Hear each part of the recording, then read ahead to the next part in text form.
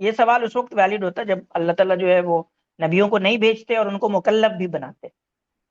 ہاں جی، ہاں جی، جی جی. اچھا عاصم بھائی، میں اور ایک چیز دیکھتا ہوں ایز اے یوتھ، جیسے آپ بھی ایک ینگ مسلم ہے، میں بھی ایک ینگ مسلم ہوں، تو میں دیکھتا ہوں کہ آج کل جو ہندوستان میں حالات چل رہے ہیں اس کے اعتبار سے، اول تو یہ کہ ایک کوئی ایسی مضبوط لیڈرشپ معلوم نہیں ہوتی ہے انڈیا، مطلب میں آپ کا ویو الگ ہو سکتا ہے، پر دوسری بات یہ کہ جو لیڈرشپ ہے بھی وہ شاید مسلمانوں کو اس اکبر والے دور میں ڈھکیلنا چاہتی ہے. جیسے کئی بار میں نے مسلمان لیڈروں کو بات کرتے سنا ہے کہ جسٹ بیکاز یہ جو حالات ہے تو ہندوؤں کی نظر میں اچھا بننے کے لیے گنگا جمونی تہذیب کی دہائی دیتے ہیں، جبکہ یہ تو بالکل شرک اور توحید کی ملاوٹ ہے صاف صاف کھلی طور پہ.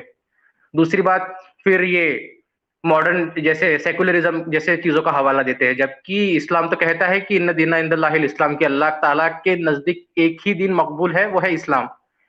تو ایسے کیسز میں کیا ہوتا ہے، ہم مسلم معاشرے میں دیکھتے ہیں اس کا اثر، وہ بھی اکثر ان چیزوں کے کیا کہتے ہیں زد میں آ کے وہ ایسے کام کچھ کر بیٹھتے ہیں جو غیر اسلامی ہو، اور یوتھ میں اس چیز کا شعور نہیں ہے. جو ایک توحید پرست شخص میں، ایک ایمان والے شخص میں غیرت ہوتی ہے کہ ہاں بھائی میں مسلمان ہوں، میں ایمان اور ایمان اور توحید کے خلاف کوئی کام نہیں کروں گا، شریعت کے خلاف کوئی کام نہیں کروں گا. ایسے وقت میں وہ لوگ بھی حالات کا حوالہ دیتے ہوئے اور باقی چیز کا حوالہ دیتے ہوئے ہے نا، غیر مسلموں کے ساتھ میں شرکت کرنا غیر شرعی رسموں میں، ان کو بدھائی دینا ان کے عیدوں پر، یہ ساری چیز دیکھتا ہوں میں. اور اول تو یہ کہ مطلب شرک اور توحید کی جو بات کرتا بھی ہے، ایک تو اول وہ خود نہیں کرتے، اور جو بات کرتا ہے اس کو بولتے کہ نہیں تم بیکار میں اختلاف پیدا کر رہے ہو یا جو بھی ہے. تو اس کے حساب سے کیا آپ کوئی میسج دینا چاہیں گے مسلم یوتھ کو؟ نہیں دیکھیں، جو احکامات ہوتے ہیں وہ الگ الگ ہوتے ہیں، اس میں کوئی دو رائے نہیں ہے کہ جو احکام ایک مسلم ممالک کے ہیں سیاسی طور پہ، وہی احکام ایک غیر مسلم ملک کے نہیں ہیں. ٹھیک ہے، ایک بات تو یہ یاد رکھنے کی ہے کہ احکام الگ الگ ہوتے ہیں، لیکن اس احکام کے ضمن میں آپ کو یہ پتہ ہونا چاہیے کہ شرک کیا ہے، توحید کیا ہے. ایسا نہیں ہے نا کہ ٹھیک ہے آپ کے سیاسی حالات یہاں الگ ہیں، ان کے سیاسی احکامات الگ ہیں، لیکن توحید اور شرک کے احکامات الگ نہیں ہیں آپ کے اوپر، آپ کے بس سیاسی احکامات الگ ہیں.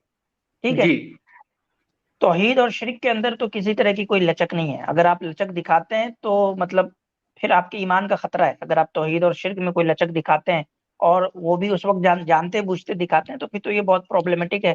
پھر تو آپ کو اپنے ایمان کے بارے میں ڈرنا چاہیے. ایک بات تو یہ.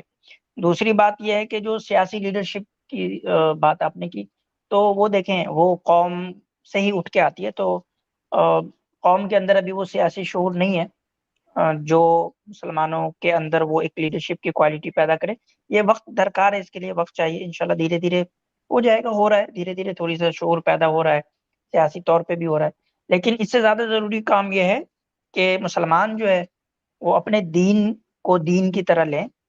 سیاست میں تھوڑا سا اگر آپ کمپرومائز کر بھی لیتے ہیں تو وہ اتنا فرق نہیں پڑتا، لیکن اگر آپ کور جو اسلامک ٹیچنگ جیسے توحید ہے، شرک ہے، اگر اس چیزوں کو آپ مولڈ کرنے لگیں صرف یہ دکھانے کے لیے کہ آپ اچھے ہیں، ٹھیک ہے، جو ان کی جی نظر میں جو اچھا ہونے کا جو کانسیپٹ ہے، اگر آپ ان کے اعتبار سے اپنے آپ کو اترنا شروع کر دیں گے نا، تو پھر آپ وہ لوگ اس وقت ایمان سے تک باہر خوش ہونے نہیں کا ہو خطرہ سکتے. جی بالکل بالکل، ایمان سے بالکل باہر ہو جائیں گے آپ، وہ اس وقت تک خوش نہیں ہوں گے جب تک کہ آپ ایمان کو چھوڑ نہ دیں.